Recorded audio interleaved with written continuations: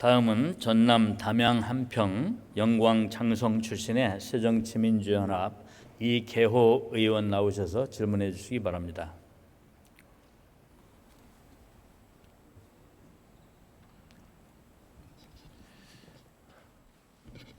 존경하는 국민 여러분, 이석현 국회 부의장님과 선배 동료 의원 여러분, 황교안 국무총리를 비롯한 국무위원 여러분, 전남 담양 한평 영광 장성군 국회의원 이계호입니다. 우리 국민들은 지금 그 어느 때보다도 힘든 하루하루를 보내고 있습니다. 메르스 공포에 또 유례없는 가뭄에 시달리고 있습니다.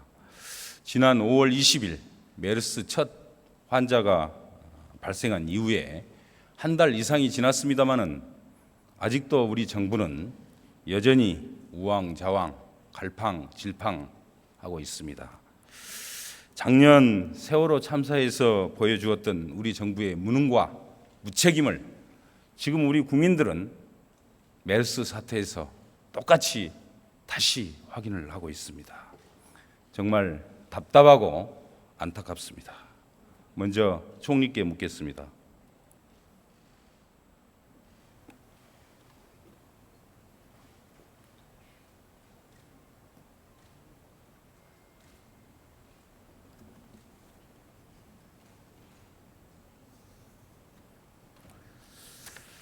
네, 총리님. 네. 메르스 사태에 대한 이 초기 대응이 크게 미흡해서 골든 타임을 놓치고 우리는 조기 차단에 실패를 했습니다. 총리께서도 지금까지 이 메르스 대응이 총체적으로 미흡했다, 그렇게 말씀하셨죠. 미흡한 부분이 있습니다. 그럼 미흡한 부분이 있으면 또 잘된 부분도 있고 미흡한 부분도 있고 그런 차원의 말씀이신가요? 결과적으로는 이제 초기에 역학조사를 광범위하게 해서 확산되는 것을 막고 또 그 과정에서 격리할 사람들에 대해서는 또 철저하게 지켜야 되는데 그런 부분이 좀 더 신속하고 충분하게 되지 못한 부분이 있다, 이런 생각이 듭니다. 이 총체적으로 미흡한 부분이 있다고 말씀을 하셨기 때문에 한 가지 확인을 하겠습니다. 그러면 이 미흡한 총체적인 책임은 누구 책임이라고 봐야 할까요? 질병관리본부장입니까? 보건복지부 장관의 책임입니까? 아니면 총리께서 취임하시기 전까지 이 총괄을 컨트롤타워 역할을 하셨던 총리 대응의 잘못입니까? 아니면 대통령의 책임일까요? 지금은 온 힘을 다 모아서 이 메르스가 종식될 수 있도록 해나가는 것이 급선무라고 생각이 됩니다. 이런 부분들이 정리가 되면 그 과정을 한번 다시 살펴봐서 고쳐야 될 점, 개선해야 될 점들에 대해서 철저하게 검토를 하도록 하고 앞으로의 방역 대책, 감염병 대책에 대해서 또 종합적으로 검토할 필요가 있다, 이렇게 생각을 합니다. 네, 좋습니다. 총리께서 하신 말씀의 취지는 충분히 이해를 하겠습니다. 그러나 이 사태가 종료가 되고 나서 반드시 전체적인 과정을 점검을 해서 대통령이 잘못한 부분이 있으시면 국민들에게 진심 어린 사과를 해야 되고요. 또 그에 이제 잘못한 부분에 대해서는 반드시 그에 상응하는 책임을 따져야 된다고 저는 생각을 하고 있습니다. 그렇게 해주시겠습니까? 사태가 빨리 끝나도록 한 뒤에 여러 가지 미비점들에 대한 보완, 개선, 또 제도적인 장치들을 간구하도록 노력하겠습니다. 네, 좋습니다. 그런데 미흡한 대응이 지금도 계속되고 있습니다. 지금 감염 원인에 대해서도 명쾌한 답을 정부는 내리지 못하고 있습니다. 공기 감염이 가능한 것인지 그렇지 않은 것인지에 대해서도 현재 명확한 제시가 없고요. 또 질병관리본부에 이 감염 원인 그리고 전파 경로 뭐 이런 것들을 담당을 하는 역학조사 인력 요원들이 전문가가 부족합니다. 또 이 질병관리본부에 국민들에게 예방 수칙이나 행동 요령들을 알려줄 홍보기능이 전혀 없습니다. 그러다 보니까 전문가가 아닌 사람들이 뭐 낙타고기 생으로 먹으면 안 된다는 등의 코미디 같은 그런 예방 수칙을 내놓는 거거든요. 그래서 이러한 문제들을 전반적으로 지금부터 검토를 시작해야 된다고 생각합니다. 그에 대해서 총리님 소개 말씀해 주시기 바랍니다. 지금까지의 그 의학적인 전문가들의 판단은 공기 감염에 의한 것이 아니라 메르스는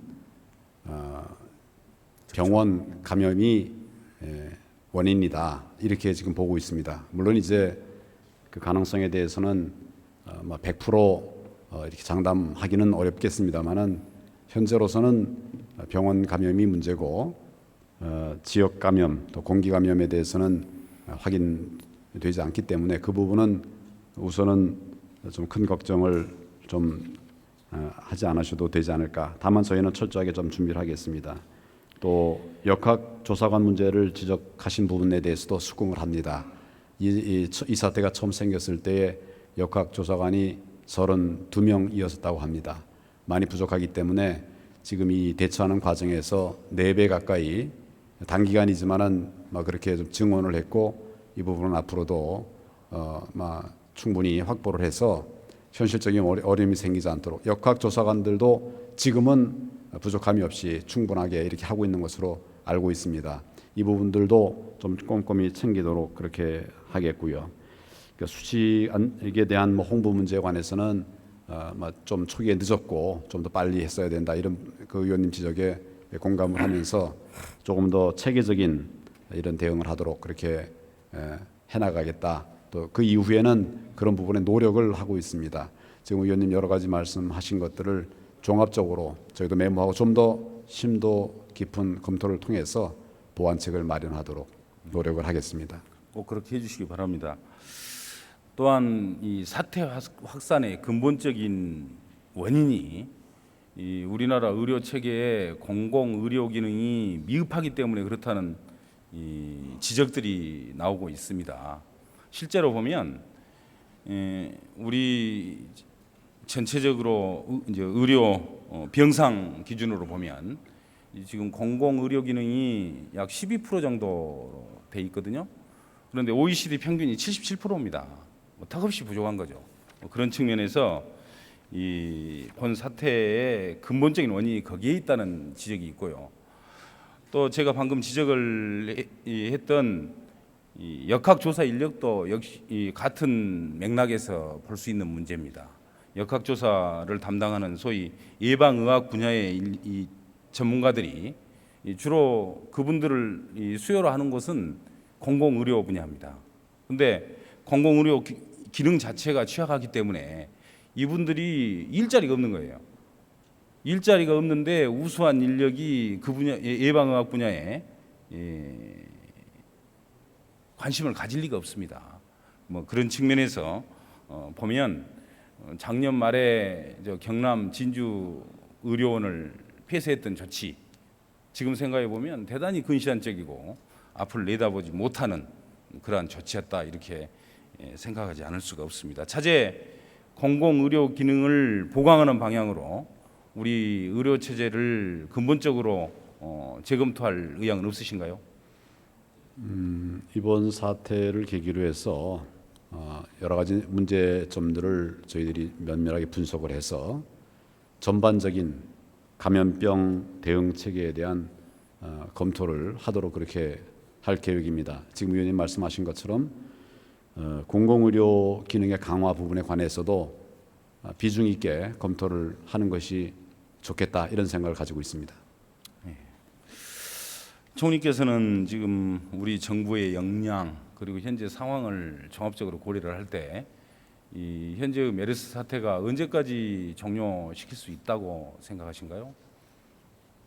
정부가 민간과 정부 부문뿐만 아니고 또 중앙과 지방 또 군, 학교 이렇게 인력을 총동원해서 할 수 있는 모든 방법을 다 해서 이 메르스를 종식시키기 위해서 노력을 하고 있습니다. 다만 전염병의 특성 때문에 한 사람이 생겨도 일정 기간 동안은 저희가 이 종식을 얘기할 수 없고 또 그게 어떻게 번져나갈지 알 수 없기 때문에 이 끝낼 수 있는 시기가 언제냐 이것을 장담할 수는 없습니다. 그렇지만 모든 역량을 다 기울여서 가급적 조속한 시간 내에 이 메르스 사태를 종식시키도록 그렇게 노력하겠습니다.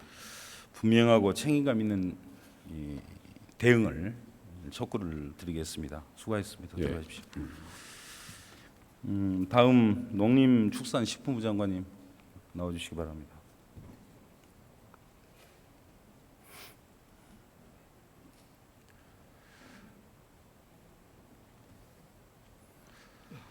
네, 제 지역구 한평이 주산지 중에 하나입니다만 양파 지금 작년에 비해서 가격이 올랐죠? 그렇습니다. 그런가 하면 배추는 보니까 작년보다 올랐다가 이달 들어서 아주 폭락세로 다시 접어들고 있는데 어떻게 보신가요? 폭락이라기보다는 올랐다가 이제 정상 상태로 조금 들어서고 있습니다만은 지금 거기 대관령에 여름 고냉지 채소의 식재가 지연되고 있습니다. 그래서 앞으로 이 수요가 좀 부족할 것으로 가격이 올라갈 가능성이 크다. 좋습니다. 이렇게 보고 있습니다. 근데 농민들은 그렇습니다. 농산물 가격이 떨어지면 이 생산비도 건지지 못하는 경우가 허다고요. 그래서 밭을 갈아엎어야 됩니다. 그런데 가격이 올라도 불안하기는 마찬가지입니다. 정부가 보란 듯이 슬그머니 중국산이나 외국산을 또 수입해서 농민들 가슴에 멍이 들도록 하고 있습니다. 오늘도 그런 결정하셨죠? 오늘은 그러니까 지금 그 몇몇 품목들이 이 오늘 가격 양파, 폭등이 배추 우려되는 것들 때문에 이 저율 할당 관세로 수입하기로 결정하지 않았습니까? 만약 앞으로 이런 그 가격이 이런 식으로 계속 이렇게 올라갈 때는 일정 부분의 수입이 필요하다 이런 판단을 하고 있습니다. 저희들이 양파값이 떨어질 때는 정부 뚜렷한 대책도 내주지 못하면서 가격이 모처럼 올라가지고 아직 출하가 끝나기도 전에 어떻게 해서 벌써 수입부터 결정한단 말씀입니까? 이 부분은 의원님 이 농산물은 그 생산과 소비의 그 특성상 이 생산이나 소비가 조금만 변해도 가격이 아주 폭락하는 그런 특징을 가지고 있습니다. 그건 세계적으로 마찬가지입니다. 이런 문제를 해결하기 위해 가지고 그동안의 계약 재배라든지 수매 비축 이런 걸 해왔습니다. 장관님의 특히 변명을 듣기 위해서 제가 드리는 말씀이 아니고요. 그렇습니다. 농민들이 이 농산물 가격이 떨어져도 걱정, 올라도 걱정입니다. 예, 실제로. 그래서 이 차제에 농산물 가격 안정제 그동안 논의됐던 한번 이 정부에서도 지자체에도 맡기지 말고 직접 나서서 추진해 보실 의향은 없으십니까? 네, 그와 관련해서 이번 정부가 들어와서 이제까지 2년 한 3개월 지났습니다만은 물가 때문에 우리 정부가 나서서 수입을 한 적은 아직까지는 없었습니다. 오늘 이제 그런 예고를 했는데요. 그래서 저희들이 지금 하고 있는 것은 가격 안정대라고 일정한 범위 내에 가격을 제시하고 수급조절위원회에서 생산자와 소비자가 협의를 해서 이런 부분에 대해서 대책을 마련하도록 하고 있는데 그 밖에도 지금 의원님 지적하시는 것처럼 생산자와 지자체가 스스로 조직을 하고 자율적으로 생산을 조정하게 되면은 거기에 대해서는 중앙정부도 일정 부분 매칭을 해서 이 수급 문제를 풀어나갈 용의가 있고 그런 사업을 현재 지자체에서 추진을 하고 있다는 말씀을 최저 드립니다. 생산비 정도는 보장을 하는 방향으로 전국의 15개 지자체가 이미 관련 조례를 제정을 했습니다. 해서 지원을 하고 있는데 그에 대해서 지자체에만 맡기지 마시고 재원이 부족하다고 자꾸 아우성이고 그러니까요. 중앙 정부에서도 좀 참여할 수 있는 방안을 조속히 강구를 해주실 것을 촉구를 드립니다. 또 그 한중 FTA로 인해서 우리 농수산업에 피해를 어느 정도로 농림부에서는 산정하고 있습니까? 네, 앞으로 20년간에 걸쳐서 대개 국내 농축산물, 임산물 쪽에 직접적인 생산의 감소액은 대략 한 1,500억 규모가 될 것으로 이렇게 분석되었습니다. 1,500억? 그렇습니다. 저 산자부에서 발표한 내용이죠, 최근에. 그렇습니다. 근데 이 작년 말에 대외 경제정책연구원에서 내놓은 게 있더라고요. 그 자료를 보면 2020년까지 그러니까 앞으로 한 5년, 6년 후까지 3조 4천억 정도의 이 농수산 피해가 예상된다. 이건 한중 FTA 피해가 예상되고 그 안에 상당 부분 또 농수산업도 포함이 돼 있겠죠. 이런 이 산자부에서 발표했던 내용하고 또 국책연구기관이 발표했던 내용을 보면 이 차이가 큽니다. 근데 그걸 보면서 산자부 발표가 이 피해 규모를 과소평가한 것은 아닌지 그런 걱정을 하고 있습니다만 어떻습니까? 그렇지 않아도 그런 이야기들이 있어가지고 대외경제정책연구원에 문의를 했더니 자기들은 막 그런 내용을 발표한 적이 없다 이런 답변을 받았습니다.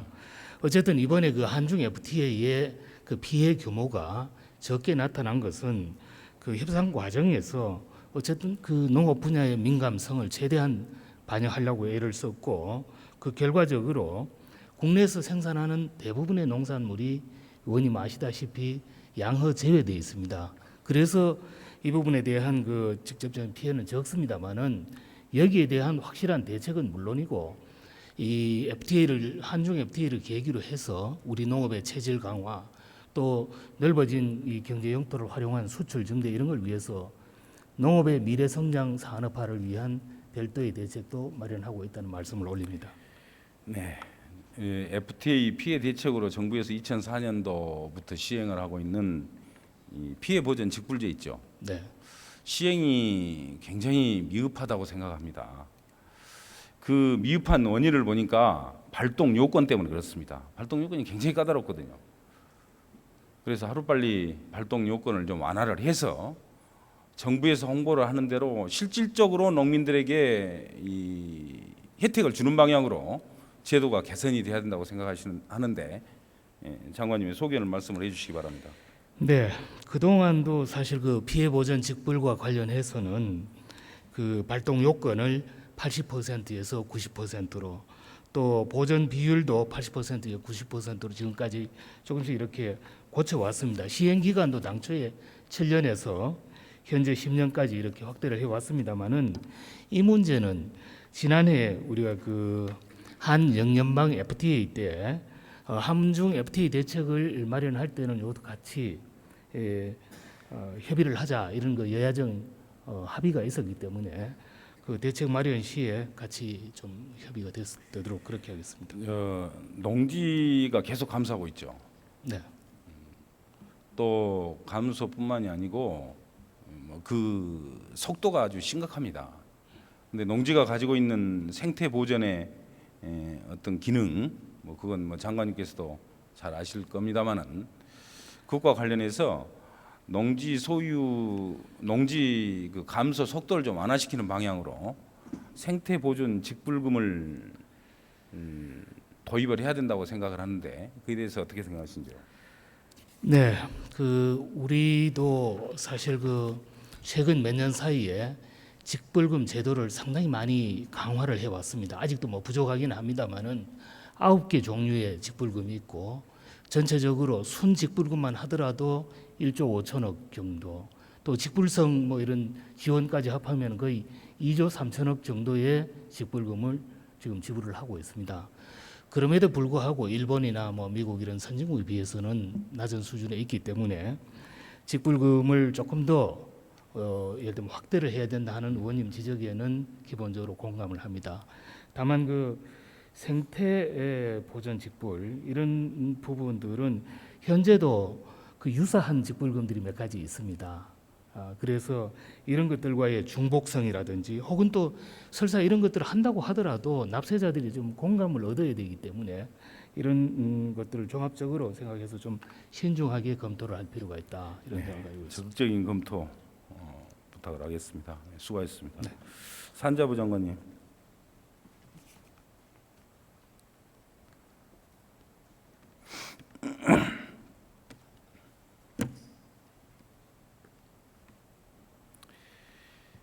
예, 미국 종합처리장 아시죠? 예. RPC라고 부릅니다만 이 RPC 경영이 굉장히 어렵습니다. 민간 시설은 지금 거의 반 정도가 도산을 했습니다. 그리고 농협이 관장하는 시설도 대부분이 지금 뭐 경영난에 허덕이고 있고요. 그래서 정부에서 관심을 가지고 정말 경영 구조 개선을 위한 노력들을 지원을 해야 된다고 생각합니다. 그런 측면에서 전기요금 문제 좀 잠깐 짚어보기 위해서 장관님 나오시겠습니다. 지금 이 건조 저장 시설에는 RPC에 이 농사용 전기요금을 부과를 합니다. 그런데 같은 시설 내에 공정만 다른 이 도정 시설은 또 산업용 전기를 부과하거든요. 이 부분 개선돼야 되지 않겠습니까? 뭐 같은 공연대라도 그 작업의 성격이 다르면은 그 전기요금을 달리 적용하는 게 뭐 일반적입니다. 뭐 아파트의 경우에도 주택 시설에는 주택용 전기요금이 적용되지만 그 정화조 설비에는 산업용 전기가 적용되고 있습니다. 그렇기 때문에 뭐 달리 이렇게 그 요금 체계를 가져간다 그래서 뭐 특별한 그런 사유가 있는 것은 아닙니다. 가능하다고 봅니다. 뭔 말씀이죠? 그러니까 저기 그 같은 공장 내에서 예. 그러니까 뭐 같은 건조- 공장 건조 내에서 공장 요금 일을 체계가 하는 다를 경우는 농업용으로 수 적용되고. 있다는 말씀 아니에요? 예, 그다음에 그 그럼 도정 도정 쪽은 시설이 산업용으로 적용할 수 도정 있다는 시설이 겁니다. 농업용 시설인가요? 아니면 뭐 제조업을 하는 제조업입니다. 시설인가요? 제조업으로 보신다는 말씀이에요? 예, 그거는 뭐 국제 그 표준 산업 분류에도 제조업으로 되어 있고요. 우리 한국의 그 산업 분류에도 제조업으로 되어 있습니다. 저 지금 RPC가 굉장히 경영이 어렵다 말씀드렸습니다만은 그런 측면 충분히 고려를 하시고 또 동일한 공장 내의 시설들입니다. 그래서 그러한 문제가 그동안에 논란이 되어 왔다는 것은 잘 알고 있습니다. 그러나 이 현실적인 농촌의 어려움을 감안을 하셔서 RPC 전반에 대한 이 전기요금 부과 문제는 좀 전향적으로 검토해 주실 것을 부탁을 드립니다. 뭐 농업 전기를 확대 적용하는 부분은 저희도 상당히 매우 그 어려운 사항이라는 말씀을 드리고 다만 이번 전기요금 산업용에 대해서 전기요금 그 할인 제도를 도입하면서 토요일 날 중부하 부분을 경부하로 바꿨습니다. 그래 되면은 그 우리 도정 시설이 뭐 24시간 일주일 내내 도는 건 아니기 때문에 토요일 날 도정을 한다 그러면은 상당한 그 전기료 부담을 줄일 수 있을 거로 생각을 합니다. 그렇게 좀 했으면 좋겠습니다. 그렇게 해 주십시오. 네. 예, 경제부총리.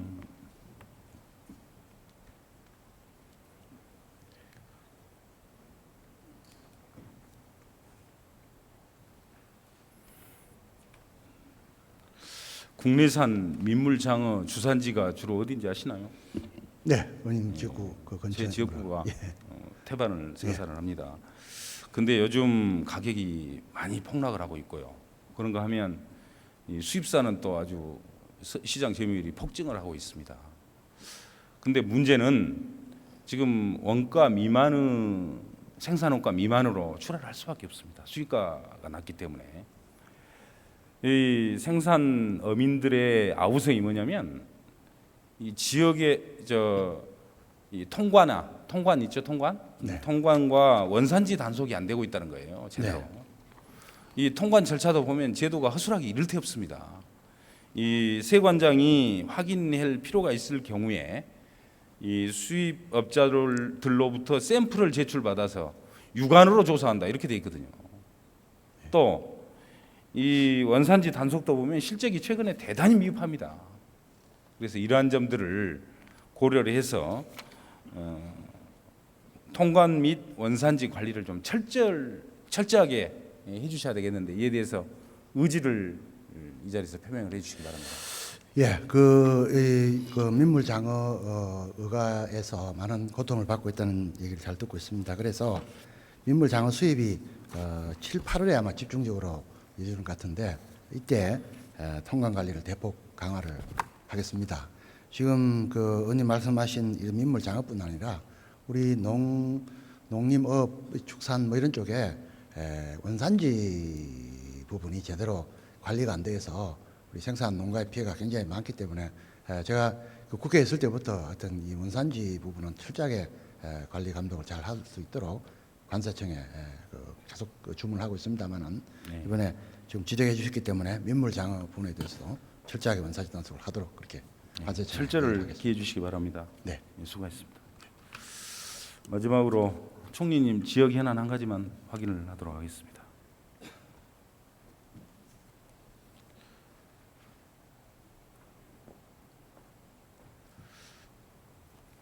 제 지역구입니다만은 전남 담양군 대전면에 군 전차포 사격장이 있습니다.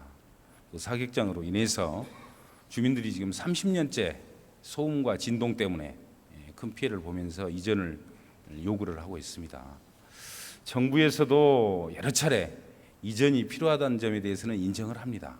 그러나 이전해야 될 지역 주민들과 협의, 그다음에 지방자치단체끼리 어떤 협의 이러한 이유를 들어서 굉장히 소극적입니다. 이 차제에 이 지방자치단체 간 협의나 또 주민들의 어떤 그 동의가 필요하지 않는 지역이 있습니다. 그건 전차포 사격장과 유사한 지역들이 밀집해 있는 전방 지역으로 이전을 하면 될 것 같은데 그에 대해서 총리님 말씀 예, 의견을 말씀해 의원님의 주십시오. 어려움에 대해서는 충분히 이해가 갑니다. 다만 이건 93년도부터 이전을 검토 추진해 오는데 계속 이제 지자체나 주민들의 의견이 달라서 이전에 어려움이 있는 것으로 알고 있는데 의원님 말씀하신 것처럼 어떤 특정 지역으로 이전을 하려고 해도 역시 그 지역도 똑같은 문제가 있는 걸로 알고 있습니다. 결국은 이제 갈등의 해결을 어떻게 할 것인가 이런 문제가 될 텐데 한 번 더 이 부분에 관해서도 오랜 문제고 또 여러 분들이 많이 어려움을 당하는 부분이니까 한번 충분히 검토를 좀 다시 해보도록 하겠습니다. KTX 관련인데요.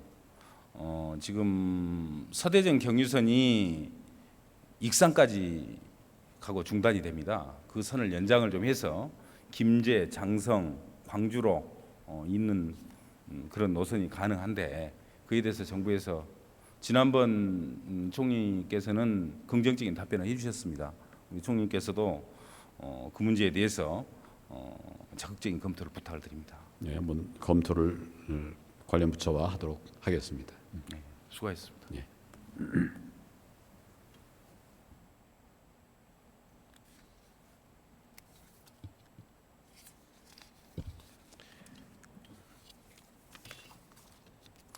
존경하는 국민 여러분, 황교안 국무총리와 국무위원 여러분, 이제 정부가 국민의 마음에 따뜻한 감동을 줄 수 있어야 합니다. 정부의 따뜻한 관심을 통해서 우리 국민들이 희망의 끈을 놓치지 않도록 해주실 것을 부탁드립니다. 경청해 주셔서 감사합니다.